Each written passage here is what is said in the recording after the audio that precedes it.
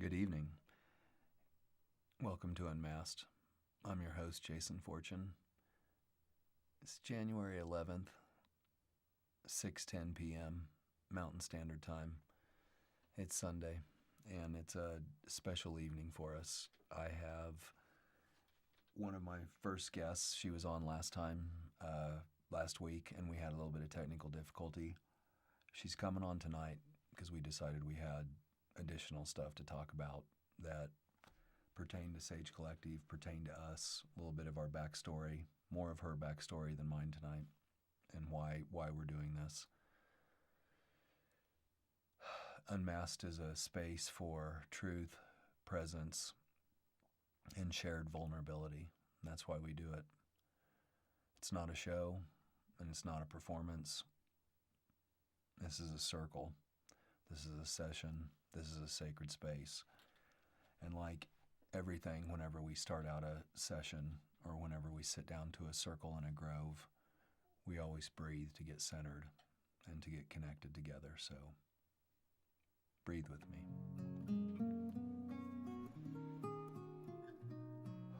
Feel the chair that's holding you. Feel your couch. Wherever you're sitting tonight. And go ahead and take a long, slow breath in through your nose. Fill from your lungs all the way from the bottom to the top. When you get to the top, pause just a little bit and start exhaling slowly like you're breathing out through a straw. Exhale slowly and slower than you inhaled. When you get to the bottom, hold for a little space. Start inhaling through your nose. A big breath. And now release it. And release everything.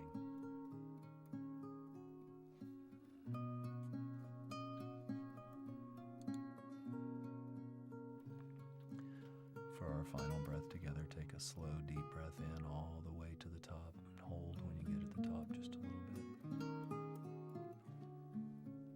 And now release with an audible sigh, an audible, just let it all out. Shake yourself a little bit if you need to.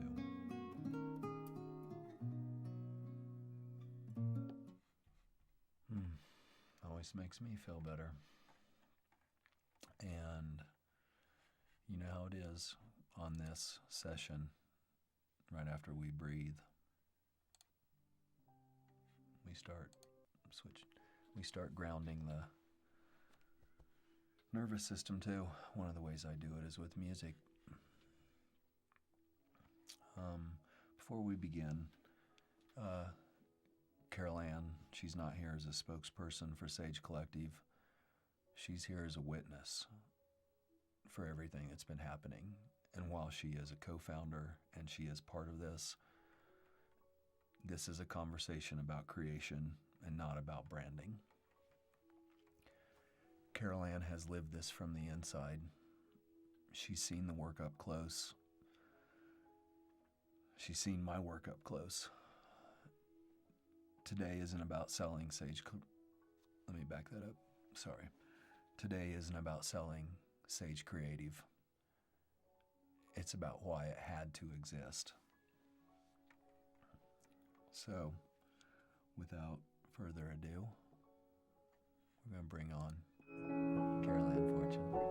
Hello there. Hello. You can hear everything okay? Yes, I can.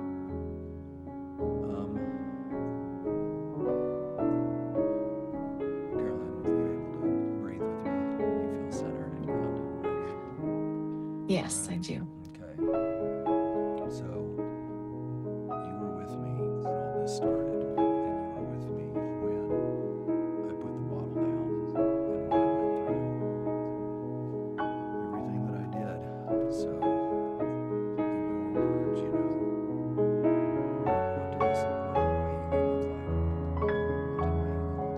What did my healing look like from your point of view? It looked like someone struggling with just being alive. Like, it looked serious. It looked traumatic. I mean, as we've talked about, I have PTSD from the byproduct of your healing, of your experience. And it looked scary and also extremely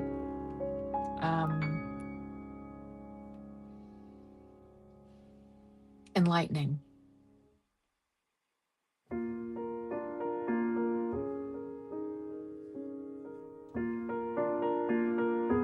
Sorry, I was just kind of listening to you and listening to what you were saying.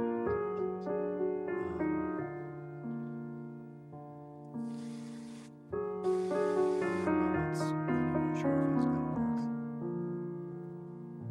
Yes, a lot of those moments, because as I mentioned, this was creating PTSD cracks in me. I was having to witness someone that I love more than life barely hang on to life. And sometimes that felt like too much. So, how did you do it? What did you have to learn in order to stay present through this with me? What did you do? I think, when I tell you that I was made for you, really what I'm saying is the trauma that I have from my own life before you, that created this ability for me to shrink and for me to just focus on you and not focus on me at all. And that, I don't want to say it was needed, but that was beneficial for a time.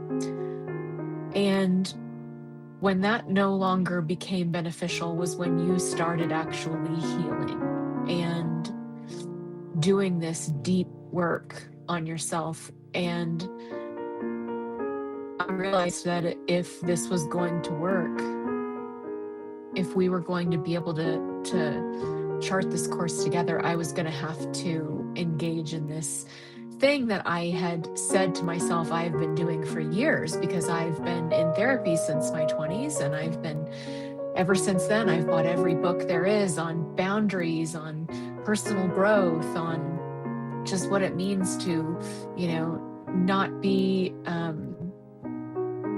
be on the healing journey. And I learned a lot of things, but I wasn't necessarily applying those things to my life. I was very quickly regurgitating those things and applying them to everyone else around me and trying to be a helper and a healer of everyone around me, but I was not doing that work on myself.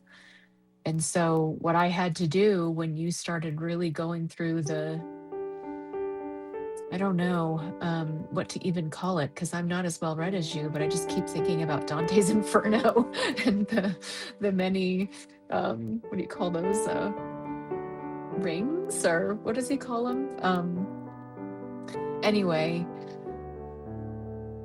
I realized that I wasn't going to be able to continue to be in this space unless I started applying these things to myself, because I had experienced so much of my own trauma, not just in this relationship, but before, that I hadn't dealt with, that I hadn't looked at, that I hadn't been willing to really analyze and say, how is this not serving me anymore? The ways that I've learned to cope and deal with the things that have happened to me in my life.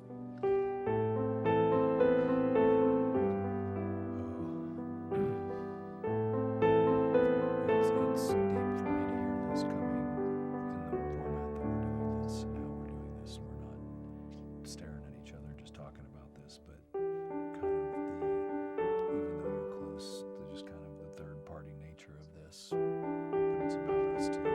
But I'm here.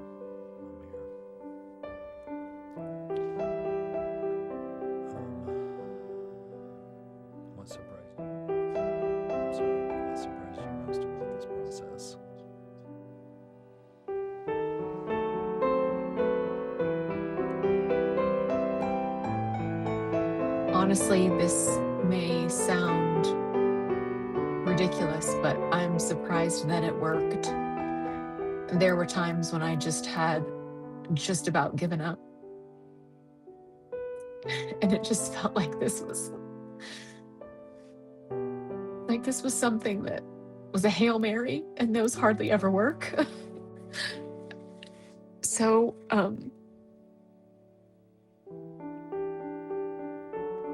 it's really interesting because, like I said, I've spent decades learning about healing, and you can't academically heal yourself. And I was really surprised to actually see what it looks like in action. And it looks like a horror movie, you know, at times. At times it looks, like a sunrise. But I was really surprised to see and to feel how serious healing is. Like, it's so easy to talk about. It's so easy to post about. It's so easy to convince people that you're healed because you focus on other people and you just give and give, and you don't ever let people see you. And I'm just really surprised at what the consequences are of letting people see you. And it's beautiful. And it's also horrific. Let's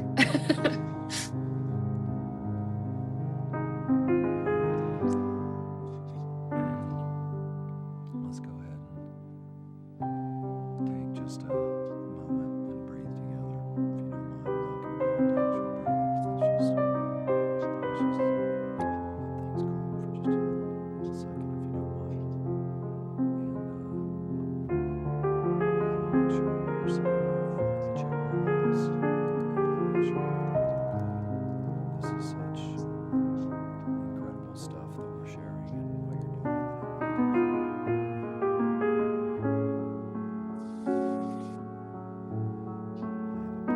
Studio screen right now. I'm checking, and everything is okay.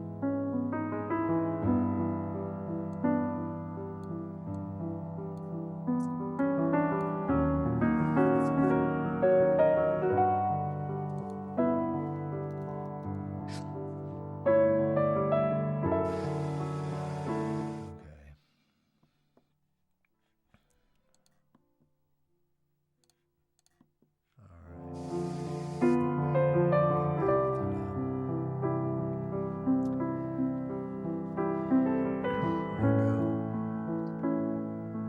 Not deeper, but we're going to stay on this level a little bit.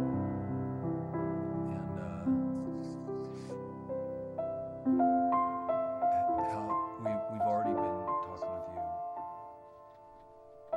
Caroline, on how this affected you. How did you?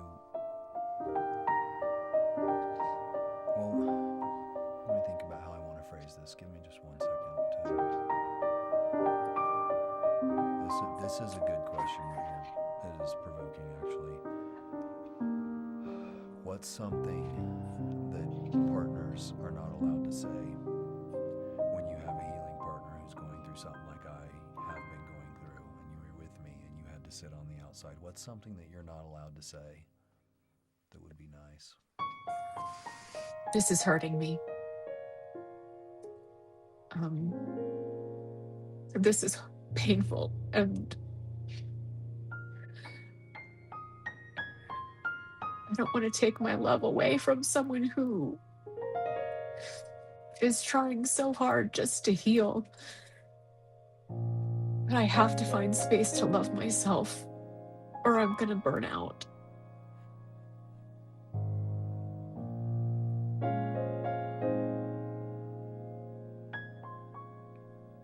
I'm here with you. I'm here with you.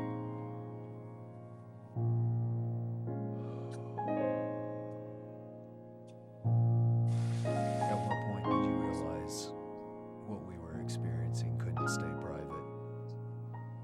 When did you realize we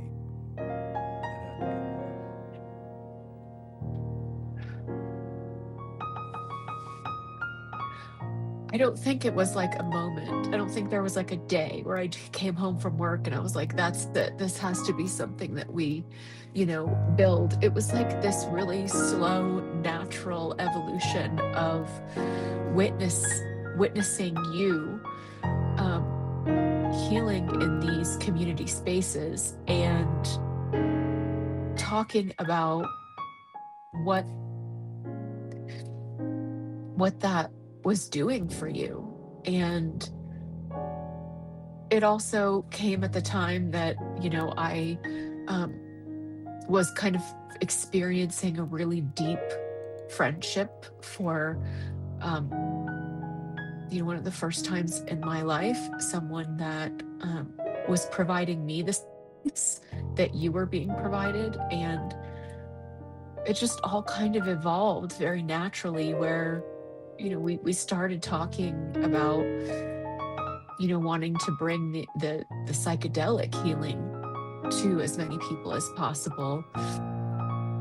And then, we realized that that's just one very small fragment of the healing community. There's a lot of people like myself who wouldn't necessarily feel comfortable going straight into a psychedelic healing program. There's so many layers and steps that I would personally feel like I would need to explore before, like, that just seems extreme to me, And there are lots of people that feel the way that I do, which is I'm not scared. I'm just a little bit more.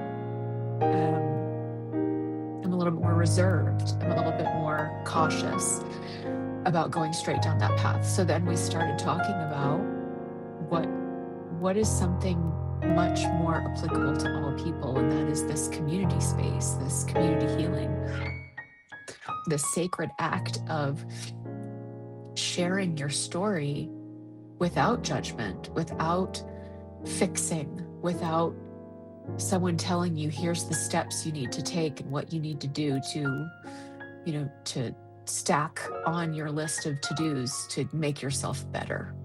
It's just being observed, being seen, being witnessed, being held, being understood. And the more we talked about that, the more Sage Collective started to come to life. Yep.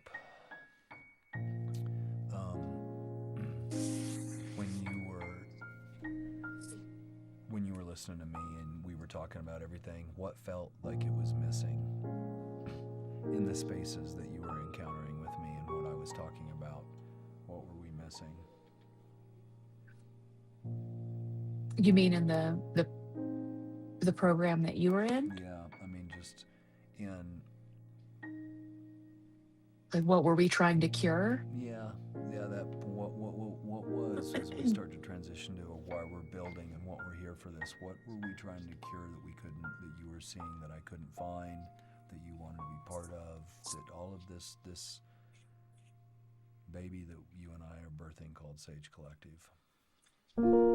So it really was about access for as many people as possible, because what I was experiencing, witnessing you, going through this part of your healing journey was, well, I don't have access to that because I don't want to go do this psychedelic program. So where can I experience this kind of community healing without having to buy into a psychedelic program? And, I did look at a few things, circles, opportunities that I thought might give me that, but it wasn't what I had envisioned or what I had heard or what I had experienced you going through. And so the more that I looked around and tried to find a place that I could land for my nervous system and what I'm going through around people that understood me, not people that were in a psychedelic program with me, but just people that were married and in love with someone who has CPTSD. And who are also done lying to themselves about, I'm on my own healing journey, and I don't want to downplay the work that I've done for decades. It just was very academic. And so this was curing the need that I have observed, that there aren't a lot of spaces like this available for people that are just wanting to show up and experience the circle without having to, be a part of some other type of program. So, I mean, would you say that for you and me, Sage Collective didn't come for ambition to build a big company, but more from necessity of what I needed, what you were looking for, what we realized everyone was needing? I mean, this was entirely born out of, you and I are both kind of maverick personalities. We both are entrepreneurial and very much driving, leaders, and want to take charge. When we see a need, we want to fill it. We do it in our community here. We moved up here and immediately you became the president of the community. And, I've been helping and doing a lot of work as well. That's just the personalities that you and I have. But so that's like the natural part of it, is our life was going in this direction. And I wanted to experience what you were experiencing, and there was no place to do that. So this was really just this natural drive, not to, be millionaire business owners that, get to just travel the world and not, not have to worry about working for someone else our entire life. This is really just because we believe the world needs this, and I need it, and you need it. And I can't wait to be able to open up these groves, these circles, and be in my own space where I'm meeting people like me that have gone through the things I've gone through. And they say, me too.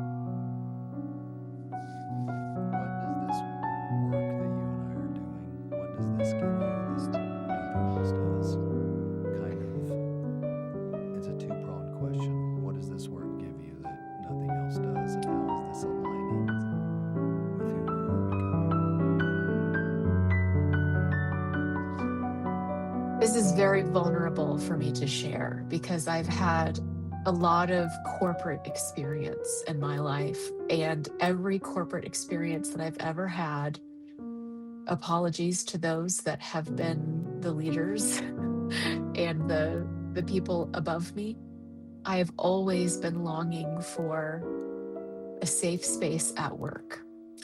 And I haven't found it yet. I haven't found a leader that I feel, and this is going to sound pompous, and I don't mean it to, that I felt was worthy to lead me. I've struggled, and I've begged for, please give me a coach, give me a mentor, give me a guide, someone that can take my hand and bring me to the next level with them. I feel like I've done that for others, just in going back to the, academic healing, applying what I learned to everyone around me, trying to make people better, trying to leave them better than I found them. But I hadn't found someone to do that with me.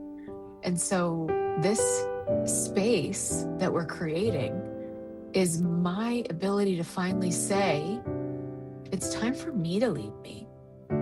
It's time for me to show up for myself and say, I will take my own hand and I will bring myself to the places I want to be and raise myself up to the next level. And I will be the leader I've been looking for. And I will lead this organization the way that I have always wanted to be led, with compassion, with empathy, with grace, with understanding, and with accountability.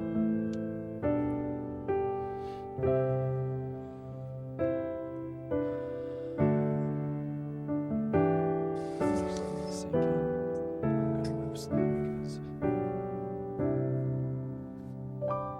because this is not scripted. We have very loose notes we work from, but this is real and vulnerable, and moving fast over this is just it's not what we do here. We take our time and we go ahead and we digest things and we let them sink in and sit with us. And if you hear what we're talking about and you're either hearing this on replay, you're there live, this is the real deal. And we wouldn't be doing this if we didn't fully believe in what it is that this is, what Sage Collective is becoming, and what it's growing to be, and what you will start to see on Tuesday when Anissa comes in, and on Thursday the following week when Noah comes in to talk, and as Carol Ann comes back in, and all these people start to join in, and Sage Collective actually starts to grow. It is 6:36. This is Unmasked. I'm your host, Jason Fortune.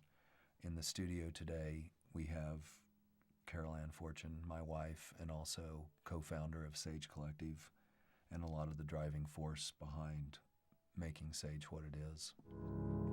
And we've been discussing her vision for Sage Collective and what it's turning into. There's two components in this. There is my side and the healing that she's been talking about, watching me go through, and then there's been her side, being a participant in this healing process, and her building something that she's wanted to see happen in this healing community that she's also been part of for most of her life. So, Carol Ann, when you imagine Sage Collective 5 years from now, what do you see?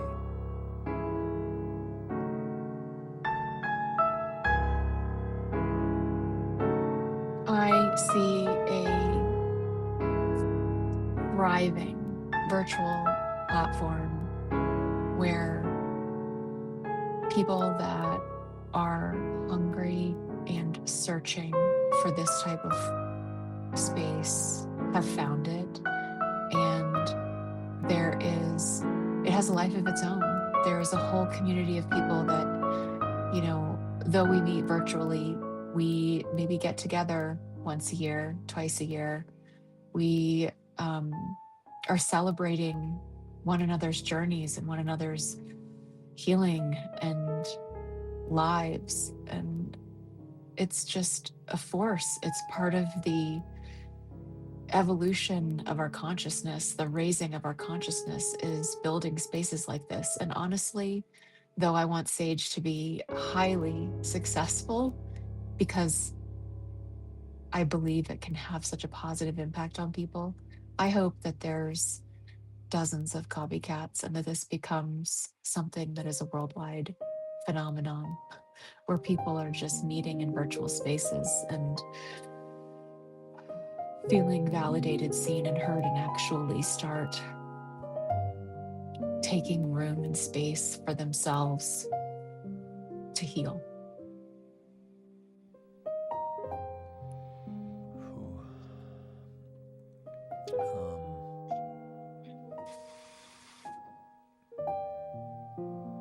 Let me think how to phrase what I'm trying to ask you.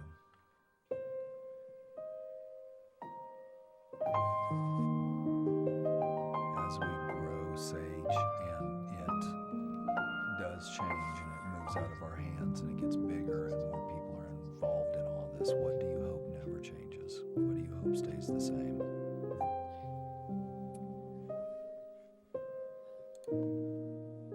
It's hard to say because stay the same. We're just at the incubation period where everything is so new, and so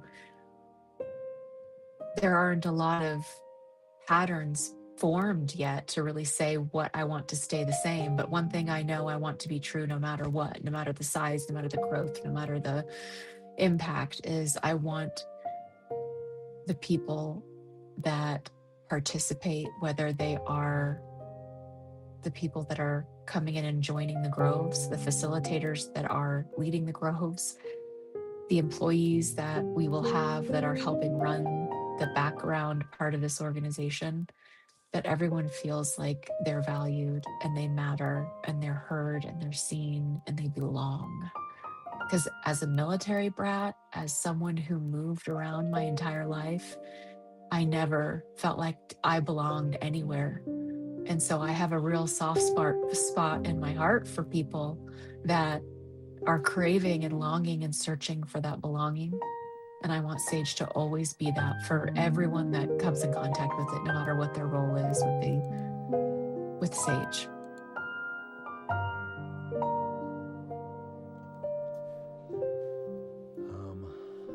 So, what will success look like if we're doing this right? What does it look like for all of us? I mean, like I said earlier, that we're leaving people better than we found them, that we are partnering with physicians, with nurse practitioners, with mental health facilities, with psychiatrists, psychologists, therapists, that we are one very essential spoke in the wheel, but we are all integrated and working towards the same progress together. And that we're not out on an island trying to rescue people on our own, that we are all working together to rescue ourselves.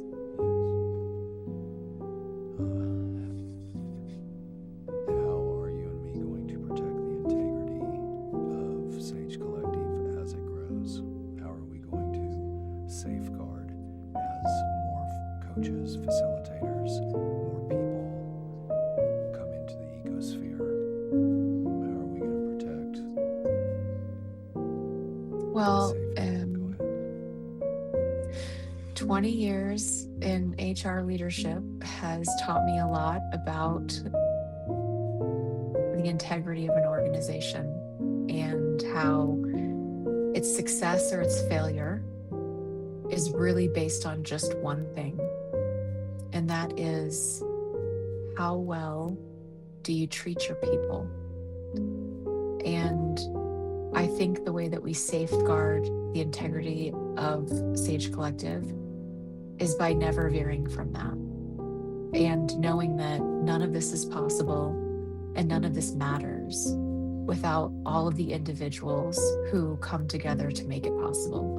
And that means the people inside the groves that are there for the experience, that are buying the tokens, the facilitators that are bringing their skill sets and their knowledge and their strengths to create those safe spaces for those people, and then the employees that are helping run the organization, that and the partners that we have, whether it's doctors' offices or therapists' offices or schools, workplaces, whoever it is that we partner with, that they're not going to partner with us if they don't share the same belief system we have, which is everything that matters is done in and through your people. And so your people have to be your first priority. Let's talk about the space a little bit more. What this space is and what this space isn't. What are we not trying to be with Sage Collective? That's easy. Can talk about that for a very long time, because there's lots of things we're not trying to be. We're not trying to be gurus or healers or sages ourselves. We're not trying to stand in authority over anyone. We want sovereignty for every individual over their own lives, over their own healing journey. We are not clinicians. We are not we're not subject matter experts. We're all just here showing up as ourselves. And what we are is fellow travelers in this healing journey of life and witnesses of one another.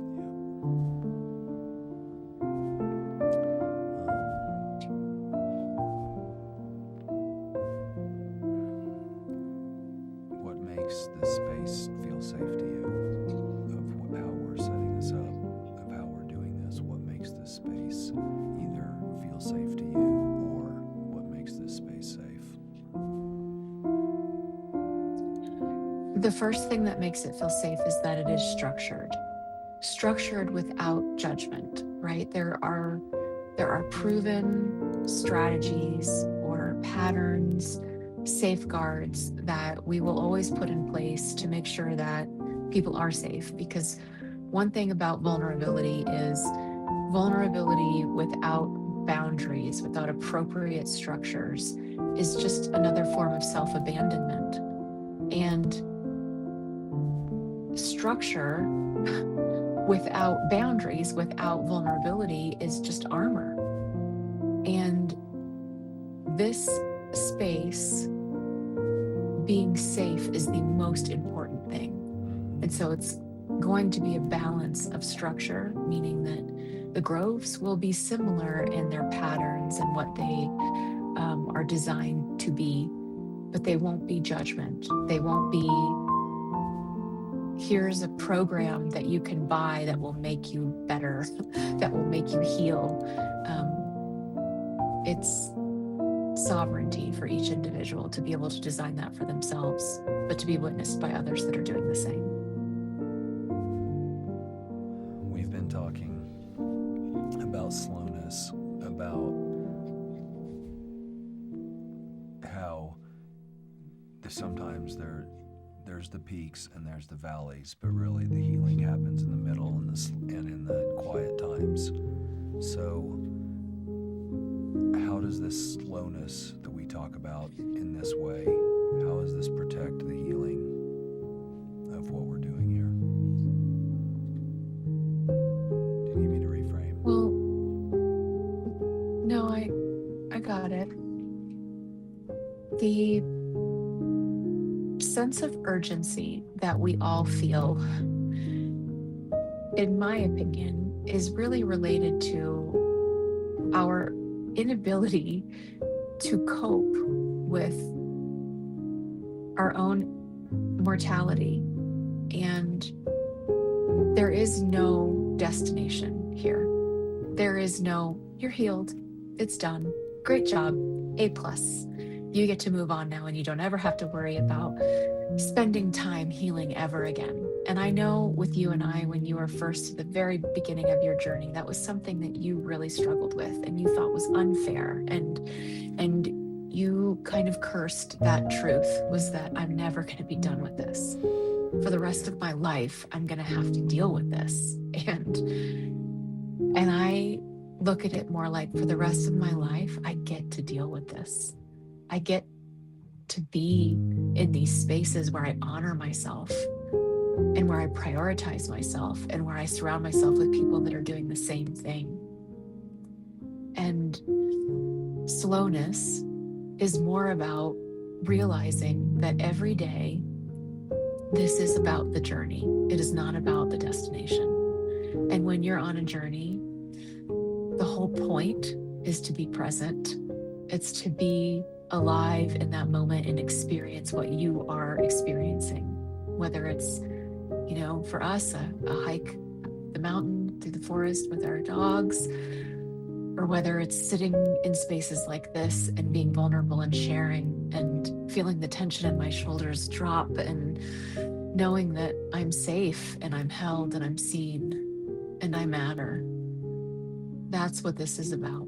And going slow is the only way you can do that, because as soon as you try to fast track your healing, everything starts to unravel.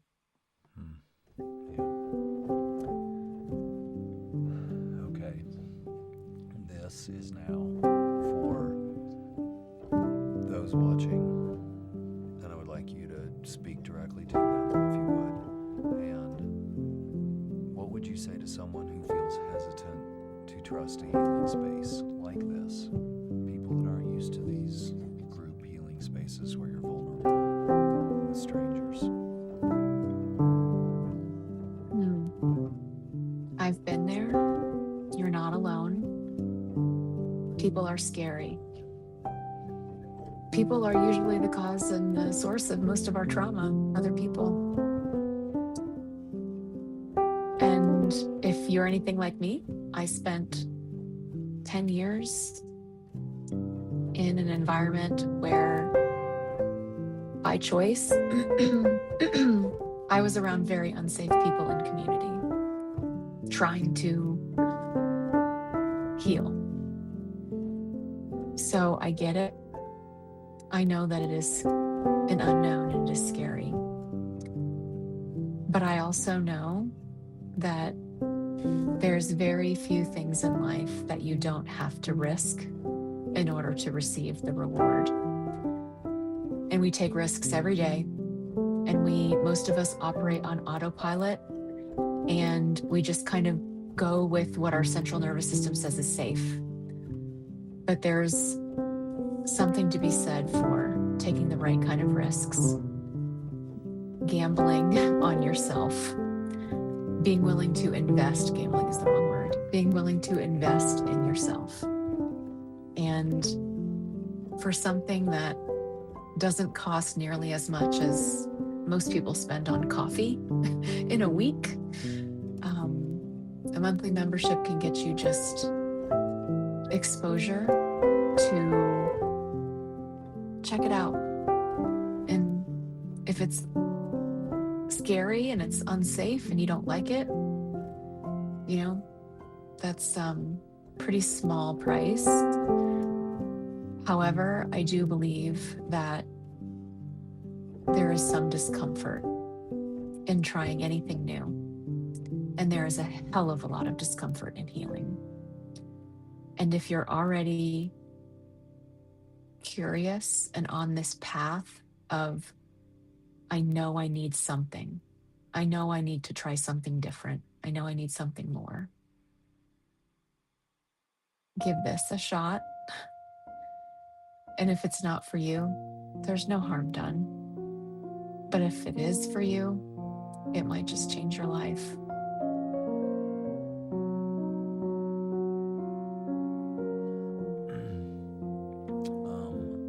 So we talked about how it would feel, how kind of the nervousness it feels to get into these groups. What is something that for your first time, when you're first joining, it's like anything, and you're a little bit nervous, you do it, it's easier, you do it again, it's easier, and then after a while, you find yourself vulnerable and sharing. But what would you want people to know before they ever join a circle as they're coming into this process? What do you want them to know?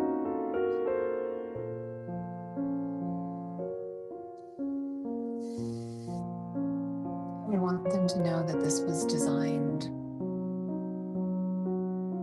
from a space of knowing and understanding how difficult the human experience is when it is walked alone.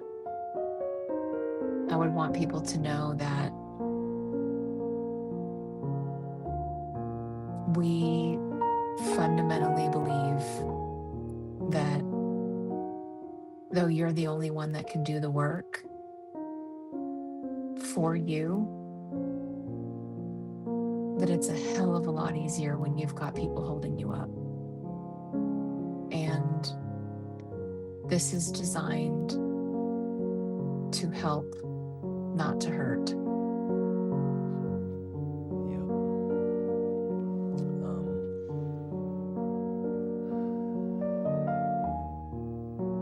What do you know about healing now that you didn't know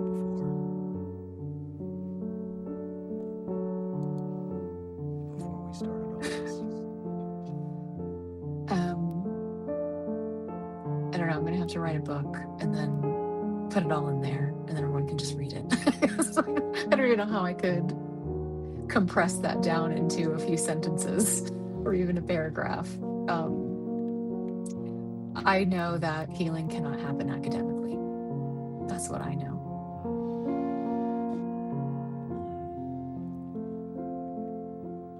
I feel pretty good. I want to tell you, it's a lot to come in here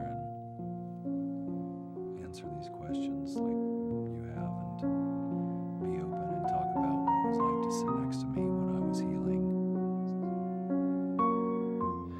And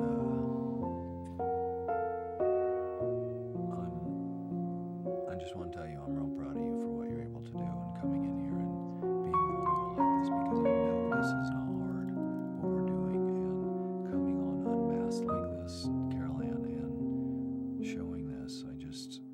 You haven't had a lot of time to sit in these spaces and learn to be vulnerable, and I just want to acknowledge the work you did here tonight, coming in and being able to talk with us and share yourself in the way that you did. And it's really amazing, and I'm not blowing smoke. I'm just wanting to acknowledge what it took to come in here and do this. And I also want to acknowledge for everyone that's watching now, for what's on, when you'll be on replay, this space, what I'm doing now could not exist without Carol Ann. Without her sitting here and supporting me in so many different ways I can't even go through it, we would not be here. This special space would not be opening up. This unmasked space, which she helped name.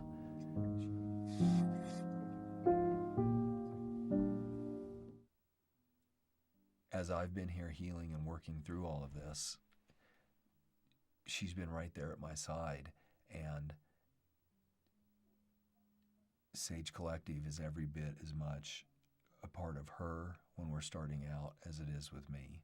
Soon this baby will grow and it will be more, but she's been here, and not like she talked about, not only is she part of Sage Collective, she's the reason it's able, the functioning of it, the way it's able to run, and the backbone of what's behind it is a lot of because of her training and what she is. So Carol Ann, I just want to acknowledge that this couldn't exist without you. And I appreciate everything you have done. I'm grateful to be your husband and sit next to you as we build this.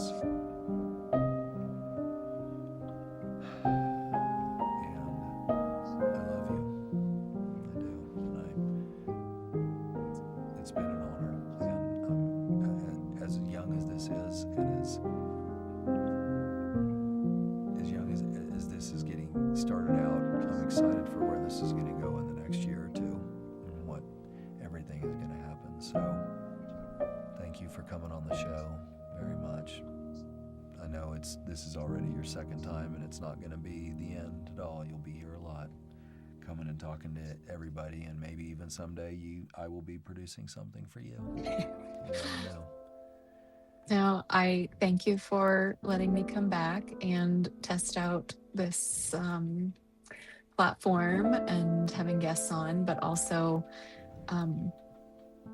thank you for being an example for me and for being someone who I look up to as a mentor and a leader and a coach that I learn from, that I grow from daily.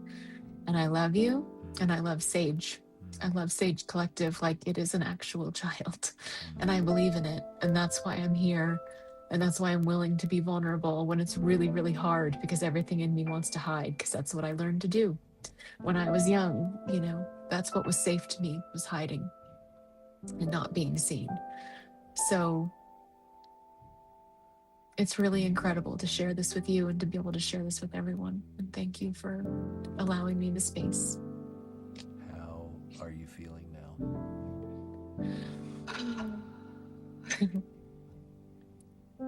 Very, very cleansed and hungry and tired. Yes. I feel the exact same way. I am, after these shows, I always feel cleansed. That's a very good word to say. I am hungry and tired too. It's time to close this bad boy down. We've been going for 51 minutes. This is a very sacred space that I share with everybody, and I expose my family. I'm opening up our business, which is Sage Collective, from the inside, so everybody can see what is happening feel comfortable about it, feel good enough to go to the website and start to engage. Carol Ann, thank you for coming on the show. We will be back tomorrow. I think I'll be back tomorrow. It's going to be a crazy day, if not Monday. You know what? Actually, let's just go ahead and call it now. I'm not coming on the show tomorrow. I'll be preparing for Anissa on Tuesday. And that's at 9:30 a.m. Mountain Time. So I feel very grateful for this space. I feel grateful to be able to share with anyone that listens. That's what I'm here for. Thank you very much, everyone. Thank you, Carol Ann. And we will see you soon. Everybody have a wonderful night out there. It's Sunday night. Take care of yourself, and we'll be back tomorrow, or we will be back Tuesday for Unmasked with Anissa Matthews. Thank you very much.